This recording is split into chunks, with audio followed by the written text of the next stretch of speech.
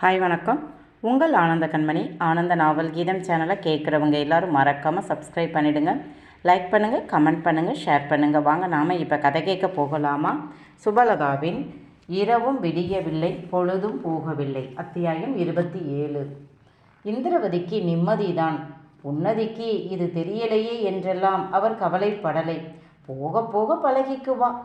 இது இவர்கள் திருமணம் ஆன பிறகு வைப்பது, அதனால் அவள்தான் வைக்கணும். அவளுக்கு பதில் மகன் செய்கிறான்.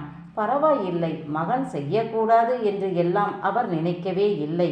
மருமகள் போக போக எல்லாத்தையும் கற்றுக்குவா, கற்று கொடுத்துடணும் என்று தான் நினைத்தார். பொங்கல் வெந்ததும் சர்க்கரையை ஒரு பானையில் போட்டு விட மகன் நன்றாக துடுப்பை வைத்து கிண்டினான். புலிகோன் சிறுவயதிலேயே தாய்க்கு அக்காவுக்கு உதவியவன். அதிகம் பேச மாட்டான். பேசாமலேயே அவர்கள் கஷ்டத்தை உணர்ந்து கொள்வான். வெண்பொங்கலை இறக்கி கொண்டு போய் சாமி கும்பிட வைக்க போனார் இந்திரவதி. வெள்ளத்தை பொங்கலில் போட வந்த உன்னதி தன் கைகளால் வெள்ளத்தை அள்ளி போட்டுவிட்டு கணவன் கிண்டுவதை வேடிக்கை பார்த்து கொண்டு நின்றவள், அவன் கிண்டிவிட்டு அந்த துடுப்பை அருகே இருந்த சட்டியில் வைக்க உன்னதி பட்டென அந்த துடுப்பில் இருந்த சர்க்கரை பொங்கலை 2 விரலில் எடுத்தவள் வாயில் வைக்க போக பட்டென தட்டிவிட்டான் புலிகோன். அவன் வேகத்தில் தட்ட அவள் பூங்கரம் அப்படியே புயலில் அடிபட்ட மாதிரி சாய ஆ என்று அலறப்போனவளின் வாயை பொத்தியவன், வாயை திறக்காத முட்டாள், அது சாமிக்கு படைக்கிற பொங்கல், அதை எடுத்து வாயில் வைக்கலாமா? சாமிக்கு வைக்கும் முன்னாடி நாம் சாப்பிடலாமா என்று அதட்டி முறைக்க அவளுக்கு அழுகை வர கீழ் உதடு பிதுக்கி கொண்டு அவள் அழ ஆரம்பிக்க, இப்போ நீ அழுத என் கையால் அடி வாங்க போற என்று அவன் மிரட்ட பட்டென வாயை மூடிக்கொண்டாள். அப்படித்தான் மாமா சொன்னால் கேட்கணும், சரியா? கண்ணை தொடச்சிக்க என்றான். தொடச்சிக்கிட்டா அழுதது தெரிந்தது. ஆனால் முன்பே புகையினால் அவள் அழுது இருந்ததால் வித்தியாசம் தெரியலை. இந்திரவதி வந்து சர்க்கரை பொங்கலை எடுத்துக்கொண்டு போக, வா நாம் சாமி கும்பிட போகலாம் என்று கூப்பிட அவள் பேசாமல் தலையை குனிந்து கொண்டு வந்தாள். ஒரு வழியா சாமி கும்பிட்டு முடித்ததும் அனைவரும் அக்கடா என்று மண்டபத்தில் படுத்துக்கொண்டு சர்க்கரை பொங்கலை சாப்பிட்டு கொண்டு கதை பேசினார்கள். உன்னதி வேந்தனின் பிள்ளைகளுடன் விளையாடி கொண்டு இருந்தாள். அவர்கள் உட்கார்ந்தபடி ஏதோ விளையாட இவளும் விளையாடினாள். கணவன் பக்கம் திரும்பி கூட பார்க்கவில்லை. கையில் அடிச்சேன்ல, அந்த கோபம் போல என்று நினைத்து கொண்டவன், சரி இரு, ராத்திரிக்கு என்கிட்ட வந்துதானே ஆகணும் என்று நினைத்து கொண்டான். வேனில் ஏறிய போது வந்தபோது இருந்த மாதிரி மாமியார் பக்கத்திலேயே போய் அமர்ந்து கொண்டாள். இப்போ என்ன, என் பக்கத்தில் வந்து உட்கார்ந்தா என்னவாகும்? குறைஞ்சா போயிடுவா? இருடி கழுத, வாடி, என்கிட்ட தானே வரணும் ராத்திரிக்கு, இரு. அப்படியே அந்த மைசூர் பாக்கு மாதிரி இருக்கிற அந்த தாடையை பிடிச்சு கடிக்கிறேன். இப்போ என் பக்கத்தில் இருந்திருந்தா ஏதாவது சில்மிசம் பண்ணியிருக்கலாம் என்று சலித்து கொண்டான். வீடு வந்து சேர்ந்தவர்கள் சாப்பிட்டு ரெஸ்ட் எடுக்க புலிகோன் தோப்புக்கு போய்விட்டான். அங்கே வேலை இருந்தது. அத்தை, நான் அந்த வீட்டுக்கு போகிறேன் என்ற உன்னதி அந்த வீட்டிற்கு போன பிறகுதான் அந்த வீட்டில் யாரும் இல்லை, அவள் மட்டுமே இருப்பது தெரிந்ததும் ஏனோ அவளால் அங்கே இருக்க முடியலை. பயமாக இருந்தது. இதுவரை அவள் தனியாக இருந்ததே இல்லை. எப்பவும் பாட்டி, அம்மா, வேலையாள், ராதா இப்படி யாராவது அவள் கூட இருந்துக்கிட்டே இருப்பாங்க. முதல் முறையாக அவள் அவ்வளவு பெரிய வீட்டில் தனியாக இருந்தது பயமாக வர உடையை மாற்றி சுடிதாரை போட்டுக்கொண்டு வீட்டை திரும்ப பூட்டி கொண்டு வர, என்ன தூங்கலையா, இங்கே வந்துட்ட என்று அருமவதி கேட்க, அங்கே தனியாக இருக்க பயமாக இருக்கு என்றாள். சரி சரி போய் தூங்கு என்று அவள் போய்விட்டாள். புலியின் அறையில் ஏற்கனவே ஒரு முறை தங்கி இருந்ததால் அங்கே போய் ஏசியை போட்டுக்கொண்டு தூங்கிவிட்டாள். மாலை 7 மணி. அனைவரும் கூடத்தில் அமர்ந்து பேசிக்கொண்டு இருந்தார்கள். அம்மா, நாளைக்கு நாங்கள் கிளம்புறோம் என்றாள் நிரல்வதி. இல்லைடி, வேண்டாம், நாளைக்கு திங்கக்கிழமை, நல்ல விசேஷத்துக்கு வந்துட்டு திங்கக்கிழமை போக வேண்டாம், செவ்வாயும் வேண்டாம், புதன்கிழமை போகலாம். அருமவதிக்கு நகை எடுத்து கொடுக்கணும். அவள் புருஷன் வீட்டுக்கு கல்யாணம் முடிஞ்சு போகும்போது போட்டு அனுப்புகிறதா சொல்லித்தான் கூட்டி வந்தோம் என்றார். சரி, பரவாயில்லை அருமை, உன் நகை வேஸ்ட்டாக போச்சு.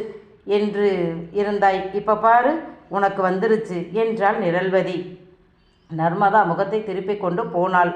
உன்னதியை குளிச்சு ட்ரெஸ் மாற்றிட்டு வரையா என்று அருமவதி கேட்க, நான் தனியாக அந்த வீட்டுக்கு போக பயமாக இருக்கு, நீங்களும் வாங்க என்றாள்.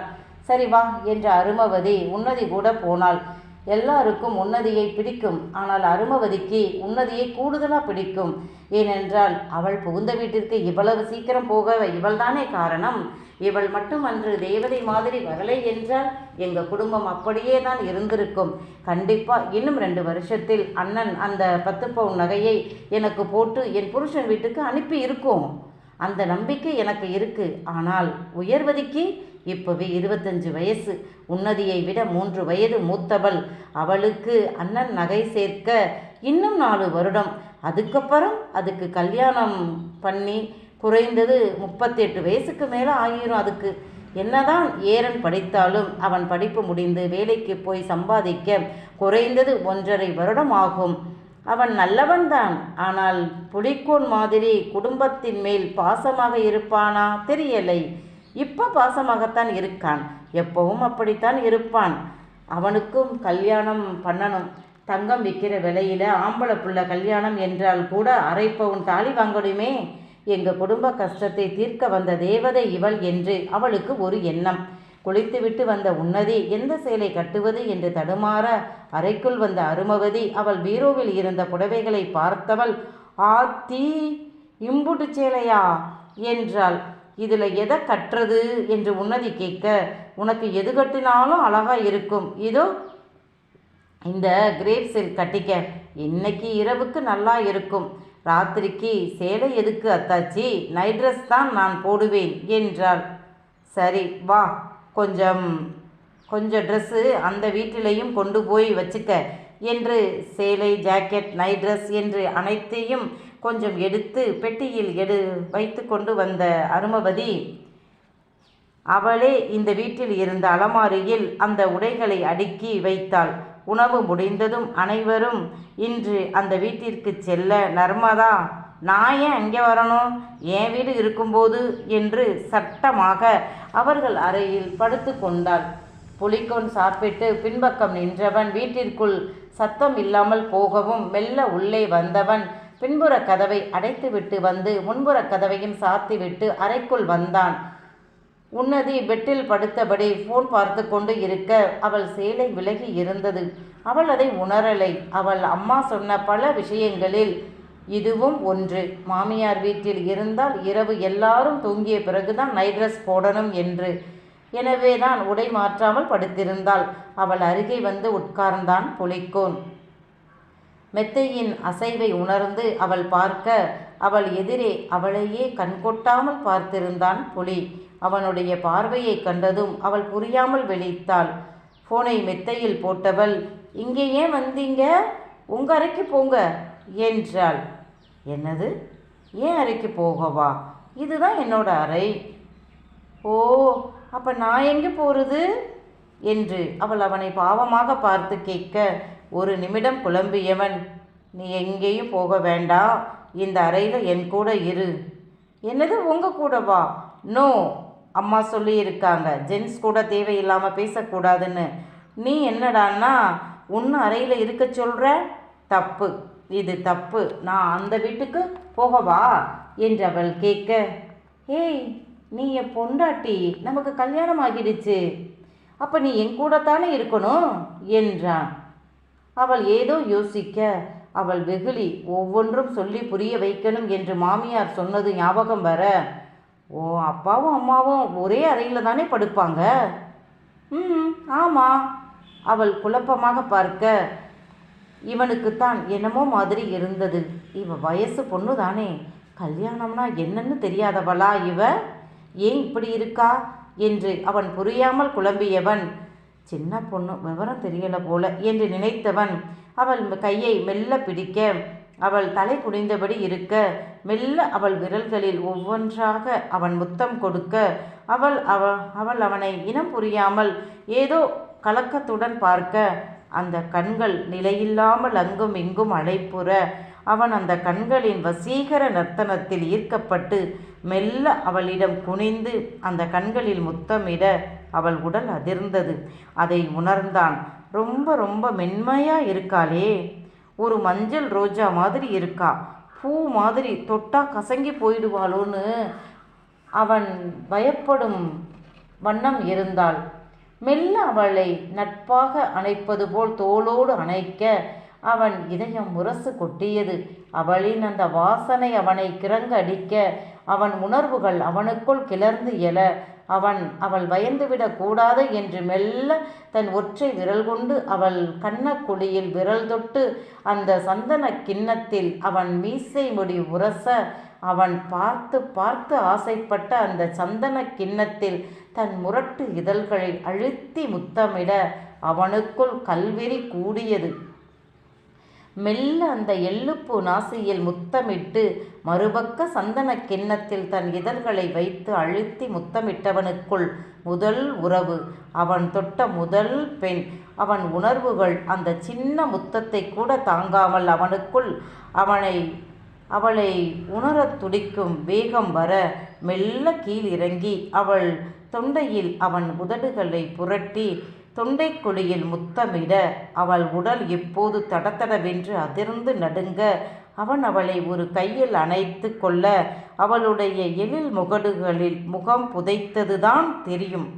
அடுத்து என்ன நடந்தது என்று புலி உணரும் முன் கட்டிலின் ஒரு முனை அவன் நெற்றியை பதம் பார்க்க ஆ என்று அலற வாயெடுத்தவன் சூழ்நிலை உணர்ந்து வலியை பொறுத்து கொண்டு கண்ணை திறந்து பார்க்க அவள் இப்போது பயந்து நடுங்கி தன் மார்பின் குறுக்காக கைகளை வைத்து கொண்டு கோழி குஞ்சு போல் குறுகி கொண்டு மூளையில் இருக்க, ஏய் எதுக்குடி என்ன பிடிச்சு தள்ளிவிட்ட என்று அவன் கேட்க அவள் அவனை பயத்துடன் பார்த்தாலும் அழுகையில் உதடுகள் துடித்தாலும், நீ நீ பேட்டேஜ் பண்ணுற, இது தப்பு, இப்படி பண்ணினா அம்மா கிட்ட சொல்லி கொடுத்துருவேன் என்று அவள் சொல்ல அவனுக்கு ச்சே என்று இருந்தது.